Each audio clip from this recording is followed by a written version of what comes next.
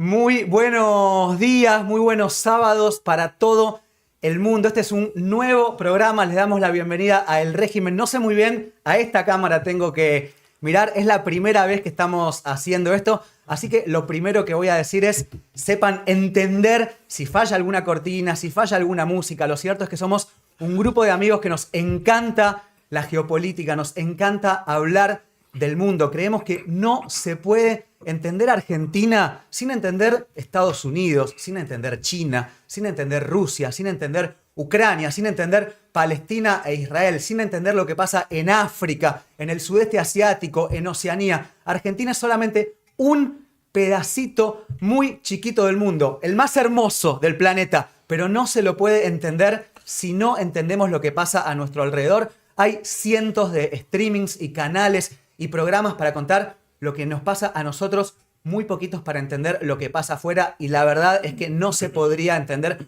uno sin el otro. Por eso decía, les pido disculpas si alguna cosita sale mal en este primer programa, pero como dicen, hay que mandarse, aunque todavía no esté terminado, aunque nos falta tal cortina, aunque no llegamos a arreglar tal video, aquí estamos. Somos un grupo de amigos, a todos nos encanta contar el mundo, a todos nos encantan las redes sociales y creemos que hay que empezar.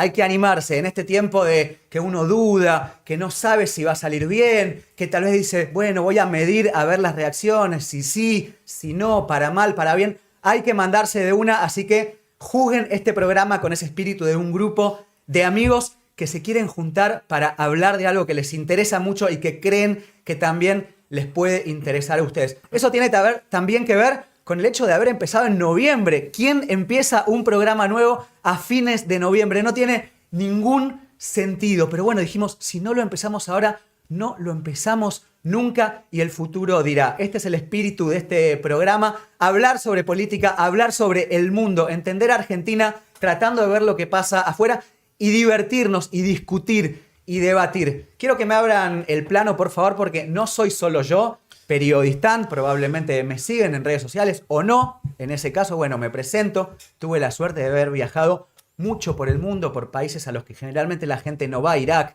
Irán, Afganistán, Somalia, Burundi. Lo cuento en diferentes redes sociales y voy a oficiar hoy como conductor, pero probablemente en otros programas no, porque somos un elenco estable y rotativo de 8 personas. Las 8 personas increíbles en el sentido de lo que saben, lo que mueven en redes sociales, el conocimiento que tienen. Se abrió el plano, ya voy a empezar a presentar primero que todo a Agustín Chena. Bueno, te doy la bienvenida, es un placer estar acá con vos. Bien. Primera vez, lo voy a decir públicamente, primera vez que una charla de bar termina algo productivo. Primera vez en la historia. Surgió hace un mes. En Tandil. Tomando un agua en un bar diciendo hay que hacer un programa de política internacional. Y dijimos, bueno, la primera mentira del programa, Kevin Bryan, acá el amigo de Geográfica e Historia, es que estábamos tomando agua, ¿no? La primera, empezamos medio mintiendo un poco, pero bueno, es por el horario, Está bien. Pero terminó algo productivo, lo sacamos en cuánto, en 2-3 semanas. Fue realmente increíble el laburo de todos, así que era muy contento. Bueno, los invitamos a quien está viendo ahora que le pase el link a un amigo. Está saliendo por ahora en mi canal de YouTube de Periodistán, Periodistán OK. De nuevo, no es lo que estaba pensado al principio, pero hay que hacer las cosas. Estaba disponible este canal. Había que sacarlo. Estábamos disponibles, hay que sacarlo, hay que hacerlo. Y después, bueno, creo que con la verdad, con lo que salen los programas y lo que vamos a hacer nosotros, vamos a tener un montón ya para este primer programa. Agustín, ¿vas a hablar en general de qué en el régimen? Vamos a hablar de cómo está decayendo Estados Unidos y el bloque del norte global, vamos a decir. Vas a ser el encargado del norte global. Del norte global y quizás hoy un poco en ausencia de nuestro amigo Fran Tayana, que está de viaje. Vamos a hablar también un poco de China. Ayudó mucho también el ida y vuelta, así que mucho de lo que voy a decir acá es Fran mediante. Estrategia geopolítica mundial 100%. A mi derecha, sentado Kevin Bryan. Probablemente muchos no lo conozcan de cara o de nombre. Se está presentando al gran público, pero sí lo conocen sin lugar a dudas de su espectacular cuenta de Instagram, Geográfica Historia 1 es el @. Hace un año no tenía ni un seguidor, de repente ahora tiene 200.000 seguidores. No, lo digo en el sentido de que es un crecimiento, que es una locura. Hablando de geopolítica, hablando del mundo, para quien dice que a los argentinos no nos interesa, bueno, debe estar mucho público de Sudamérica también, hablando de África, hablando de Oceanía, hablando particularmente de la revolución de las boinas, el libro que publicó ahora, de Burkina Faso, de Malí, de Níger. Kevin Bryan es la estrella ascendente argentina de la política internacional y está sentado acá en nuestra mesa, debutando en el streaming. Bueno, primero que nada, muchas gracias también por este proyecto que lo armamos. Como decíamos, salió medio en una charla de un horario nocturno. Dijimos, bueno, ¿qué podemos hacer? ¿Cómo podemos sacar adelante esto? Y bueno, la verdad que en tiempo récord lo logramos y me pone muy contento estar no solo compartiendo con un grupo de amigos, sino aparte con colegas a los que quiero y estimo mucho y con los cuales siento que esto va a poder avanzar. Y vamos a intentar un poco darle esto de la visibilidad que necesita la geopolítica en Argentina, que es uno de los grandes vacíos que hay. Así que bueno, es un lindo desafío y bueno, estaremos sobre todo en mi caso charlando sobre África. Sí, el otro día decía, hay 200 programas cada vez que cierra la lista de la provincia de Buenos Aires con nombres que a los 5 minutos ya nos olvidamos todos. Y no hay un solo streaming que nos hable de cómo va la guerra entre Rusia y Ucrania, por ejemplo. Por ejemplo, sí. Así que bueno, creo que venimos un poco a llenar este espacio. Bueno, Kevin, vamos a estar todos los sábados. El horario se le ocurrió a Juan Rattenbach, que está atrás de cámara, que va a llegar en algún momento, el mayor malvinero de la Argentina, que dijo sábado de 10 a 12, la gente de nuestra edad, post 30, se empieza a levantar, desayuna, está tranquilo, día soleado, empieza a limpiar la casa. En vez de poner a Leo Mattioli mientras limpias, pones el régimen y nos escuchás a nosotros hablar de geopolítica. A mi izquierda, Ayen Nessi, corresponsal en Telesur, te doy la bienvenida y bueno, es un placer para mí que estemos todos compartiendo esta mesa. Buen día, muchas gracias. Suscribo a las palabras de mis compañeros y es un honor para mí estar en esta mesaza de sábado a la mañana. ¿De qué nos vas a hablar hoy y en general, Ayen? Hoy en general, América Latina y el Caribe, recrudecimiento del injerencismo estadounidense y después vamos a empezar a hablar país por país un poquito de la situación de cada uno.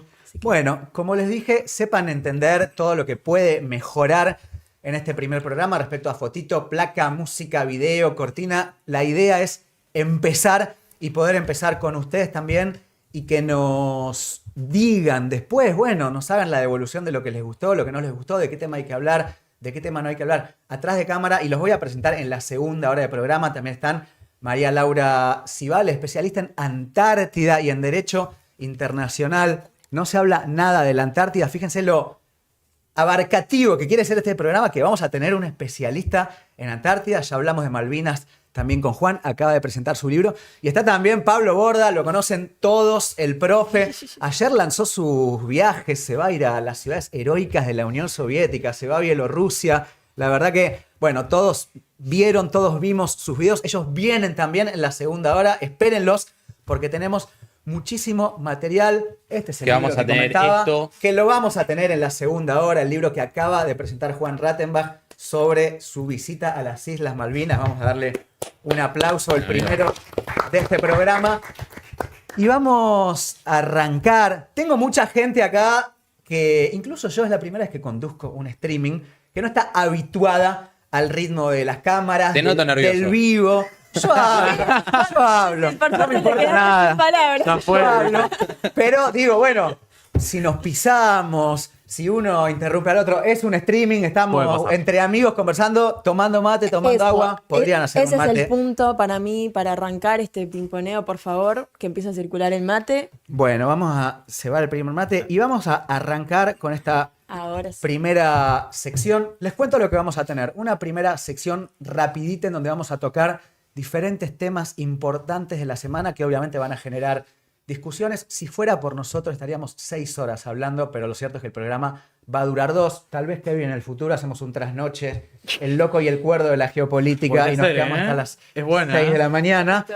Pero vamos a hacer primero una introducción rapidita con ciertas noticias. Después que Agustín nos preparó una columna que obviamente también vamos a discutir, que tiene que ver con el ascenso chino, con Estados Unidos, con Trump, con Mamdani, con Ucrania. Y bueno, un poco para entender lo que está pasando en el mundo. Después yo voy a hablar con ayuda de Laura y de todos ustedes del supuesto genocidio cristiano en Nigeria. Vieron que a mí no me gusta meterme en polémicas, así que ya arrancamos con una.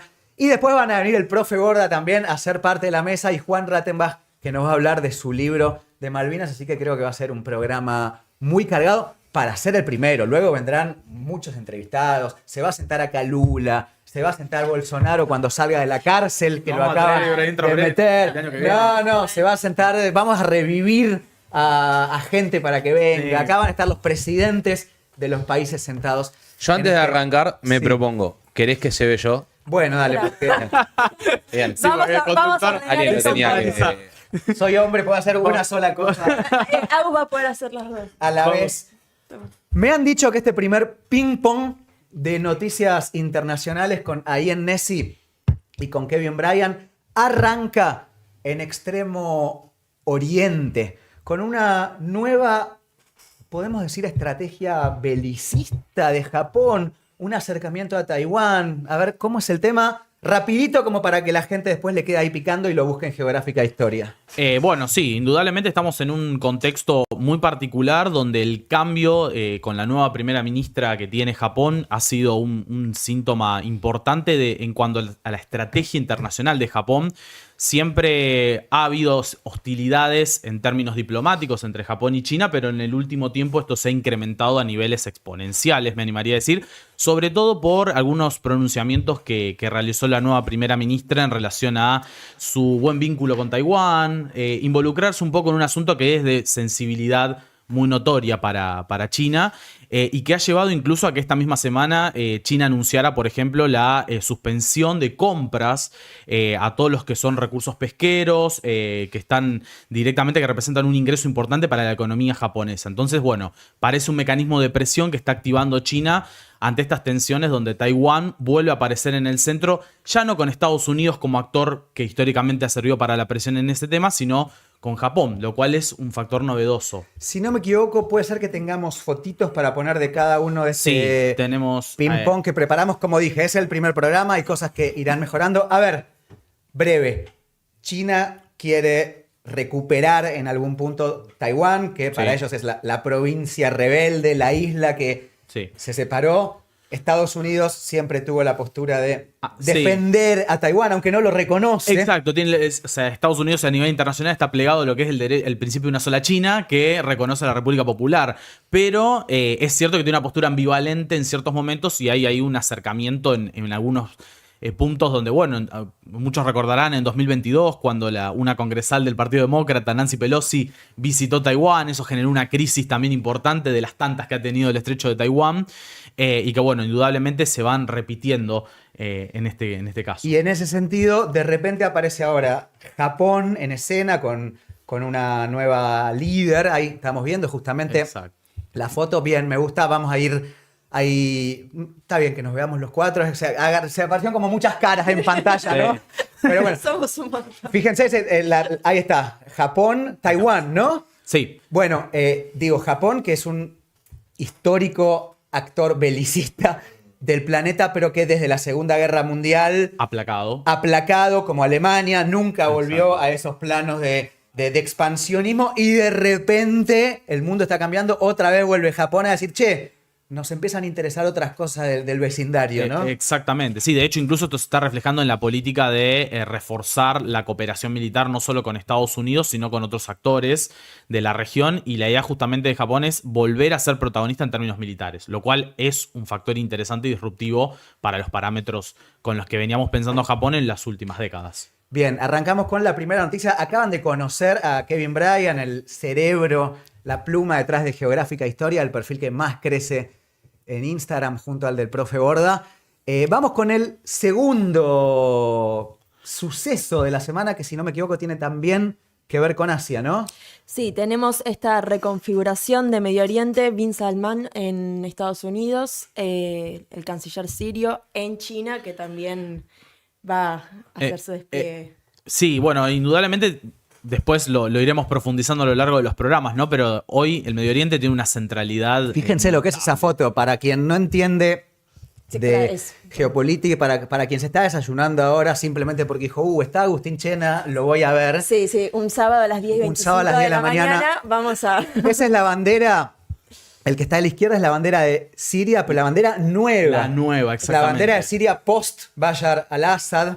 Bueno, ahí Juan Rattenbach mete unas comillas desde atrás a la palabra nueva. Por Claro, si no se exacto. quería meter en polémica, ya vemos que este grupo tiene muchas ganas. Y el que está al lado es el canciller de China. Digo, gobierno de Siria está integrado por ex miembros de Al Qaeda, Exacto. que de repente ahora se juntan con Trump, se juntan con China. Evidentemente cambió, ¿no? Ha cambiado algo. Si hay una cosa que no podemos negar es que el gobierno sirio en el último mes, si algo ha desplegado, ha sido Realpolitik a pleno. Digo, se reunió hace solamente un mes atrás Al-Shara, antiguamente Al-Julani, con su nombre de guerra, porque era el nombre que tenía en su momento. Se reunió con Putin hace solamente un mes atrás, lo cual parece imposible. Digo, pensemos que si hay un socio que tenía Bashar al-Assad, era Vladimir Putin. Y actualmente, bueno, tuvo una reunión muy importante. Parece que tuvo ahí que ver la cuestión de las bases que Rusia tiene, mantener la presencia en Tartus, en Latakia. Así que bueno, fue un poco por ese lado. Tartus, que además es la base naval más importante que tiene Rusia fuera del Exactamente. Y territorio. que había en su momento un rumor de que el nuevo gobierno sirio lo quería sacar a Sí, Rusia, sí. ¿no?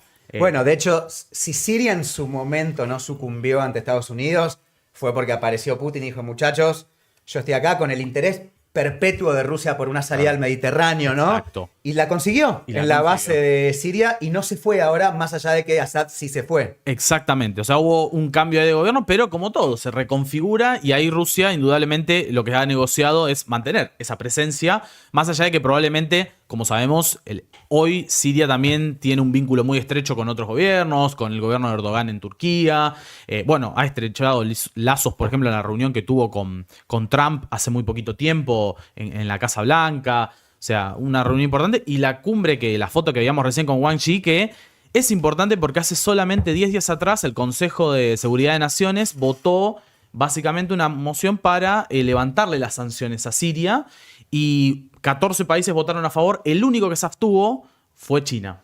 Entonces parece que un poco esta reunión del canciller sirio viajando para allá es un poco para decir, bueno, nuestra intención es también reconciliarnos con ustedes, lo cual probablemente para China también sea algo interesante dentro de lo que es el marco de su proyecto de la Ruta y Franja de la Seda, ¿no? Que es el proyecto de intentar estabilizar una zona que históricamente ha desplegado hostilidades por todos lados. A nadie le queda muy claro, creo que es porque no sabemos mucho todavía de China, tal vez Agustín lo desarrolla un poquito en lo que viene.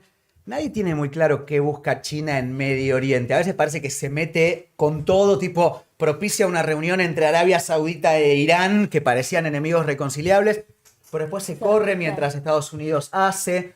Como que todos estamos ahí por va ver. Y se retira, va Sí. y se retira. Generalmente gestionando cuestiones diplomáticas y Y se retrae. Yo creo que hay algo muy línea, paradójicamente, ¿no? Pero muy línea Srezinski que planteaba en los 60-70. De hecho, la geoestrategia de Estados Unidos en Medio Oriente, en realidad, antes de Bush, siempre fue, esto es un quilombo, no lo vamos a poder dominar, queda lejos, es caro. Entonces, garanticemos las condiciones políticas necesarias para poder desarrollar nuestra economía, para que los oleoductos sigan fluyendo, para que los gasoductos sigan fluyendo, para que el petróleo se garantice. Entonces, nosotros, nada, somos medio sub-40, estamos acostumbrados, digamos, a una política mucho más intervencionista de los Estados Unidos en Medio Oriente. Somos de la generación del 11 de septiembre. Claro, lo cierto es que antes de la guerra del Golfo, la política histórica de los Estados Unidos tenía más que ver con eso. De hecho, esto se ve en el caso de Israel. Estados Unidos nunca estuvo casado con la idea de una avanzada sobre lo que se llama, digamos, el Gran Israel. En realidad, la estrategia histórica fue, bueno, sí, que Israel exista, nos sirve, tenemos un aliado, por no decir una extensión de nosotros mismos ahí. No avancemos sobre todo porque no es nuestro negocio. Nuestro negocio es mantener esto estabilizado. Me parece que lo que hace China, sobre la base de un dominio económico, pues la estrategia de Estados Unidos tenía que ver con un dominio económico real. Entonces, es más o menos esto mismo. Che, mantengamos buena relación con todos. De hecho, no sé si se acuerdan la foto, cuando el talibán vence en Afganistán, a los 2 días estaban reunidos con los chinos, todos los talibanes, y de repente es un poco esta idea, bueno, mantengamos esta zona tranquila, digo, que no haya quilombo, si gobierna Al-Assad o si gobierna otro partido u otro sector político, está bien, mantengamos la relación, garanticemos los corredores y la logística. O sea, creo que ese es un poco el planteo.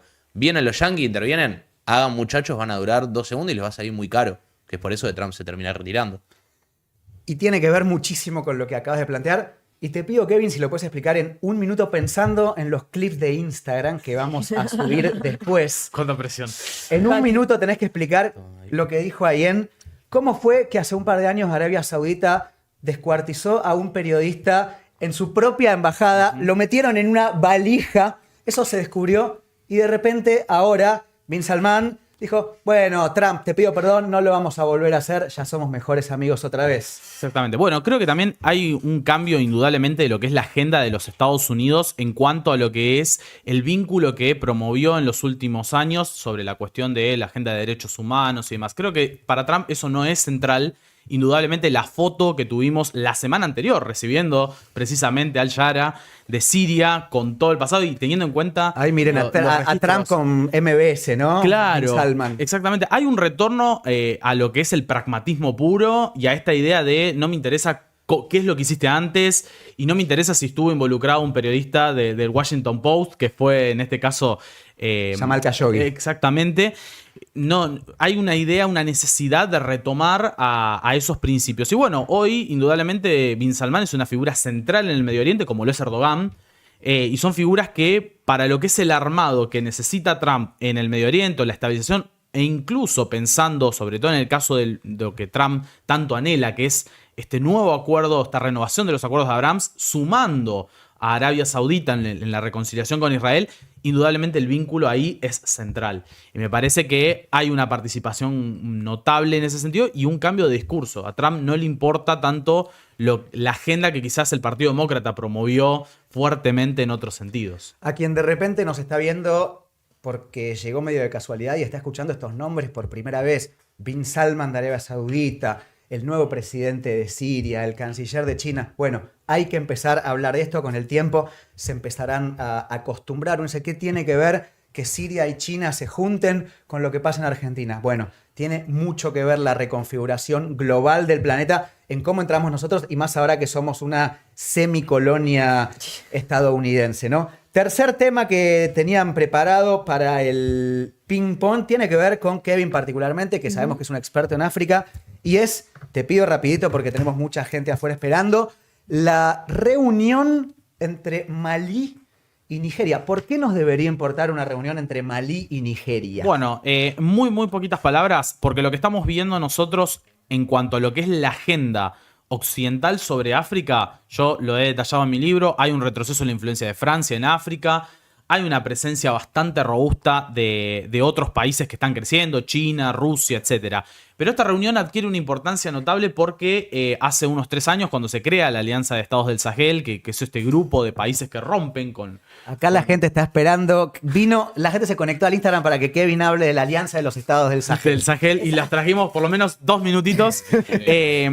Claro, un vínculo que quedó bastante mal con países como Nigeria, con países como Costa de Marfil, más que nada por la cercanía que estos países han tenido históricamente con Francia, con Estados Unidos. Y bueno, y en la última semana nos topamos con lo que fue la denuncia que Estados Unidos hizo de un genocidio cristiano, que después lo vamos a profundizar, vos lo vas a detallar mucho más con todas las características, pero esa denuncia que caló muy hondo, que empezó a generar cierto temor también al interior de Nigeria sobre realmente estamos en el ojo de Estados Unidos con este tema.